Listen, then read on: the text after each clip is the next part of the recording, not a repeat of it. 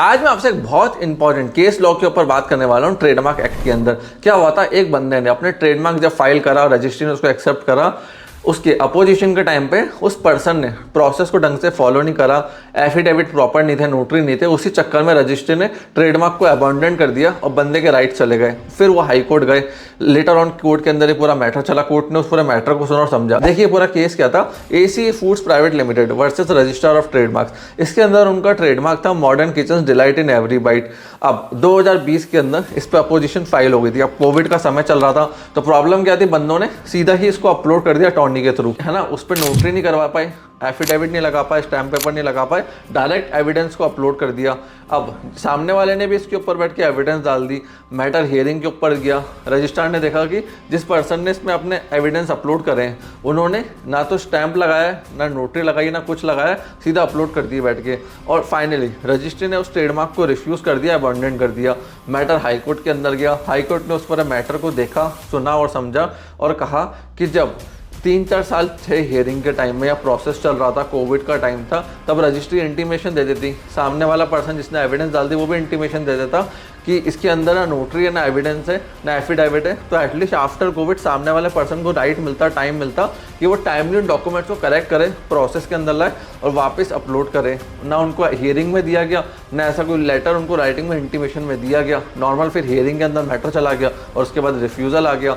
Court ने clear कहा कि नेचुरल जस्टिस का प्रिंसिपल होता है कि एक नॉर्मल प्रोसेस के एरर को देखते हुए किसी का जो राइट है, जो नेचुरल जस्टिस है, उसको हैम्पर नहीं किया जा सकता है। एक सिंपल सी चीज़ समझिए, अगर किसी का कोई राइट बनता है, किसी का एक नेचुरल जस्टिस करना है और एक कोई प्रोसीजर पुलिस की तरफ से लैप्स हो जाता है, कहीं भी लैप्स हो जाता है, तो उसके चक्कर में जो नेचुरल जस्टिस है, जिस आदमी को मिलना चाहिए था, उसको लैप्स नहीं किया जा सकता है, क्योंकि वो एक जस्टिस का हकदार है। जो उसका राइट बनता है, जो उसका हक बनता है। प्रोसेस तो 1000 तरह के होते हैं, उनमें कहीं ना कहीं ऊंच नीच होती रहती है। लेटर ऑन उन प्रोसेस को लकुना को फिल अप किया जा सकता है। जैसे एमसीए में होता है, 3 साल 2 साल तक आपने कंपनी का वो प्रोसेस फॉलो नहीं करा, फाइलिंग नहीं करवाई, तो आप 3 साल बाद भी पेनल्टी और लेट फीस जमा करवा के सारी चीज़ों को रेक्टिफिकेशन कर सकते हो, आपकी कंपनी वापस एक्टिव हो जाएगी। सेम ट्रेडमार्क रजिस्ट्री के लिए हाई कोर्ट ने कहा कि अगर कहीं भी प्रोसेस के अंदर दिक्कत है तो रजिस्ट्री इंटीमेशन दे, बार बार बताया था कि सामने वाला पर्सन उसको ठीक कर पाए। हाँ, अगर सामने वाला पर्सन उसको ठीक नहीं कर रहा है तो फिर उसकी गलती है कि बार बार बताने के बाद, बोलने के बाद भी उसने ठीक नहीं करा,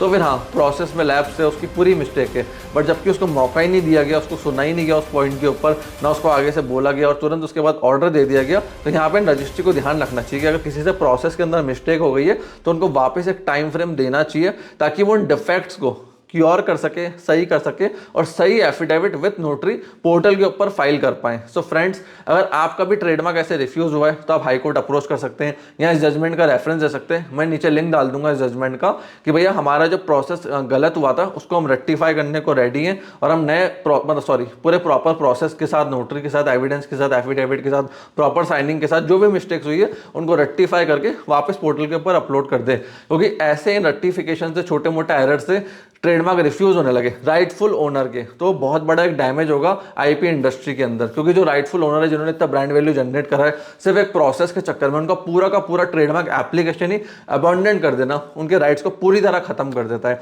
तो फ्रेंड्स, मैं आशा करता हूँ आपको वीडियो पसंद आई होगी। कोई डाउट है, क्वेश्चन है, कॉमेंट सेक्शन ओपन है, कॉमेंट सेक्शन में कॉमेंट कर सकते हैं। आई विल ट्राई कि मैं उनका आंसर्स करूँ। आपने इस वीडियो को यहाँ तक देखा, हमें इतना पैरेंट सपोर्ट दिया, उसके लिए धन्यवाद।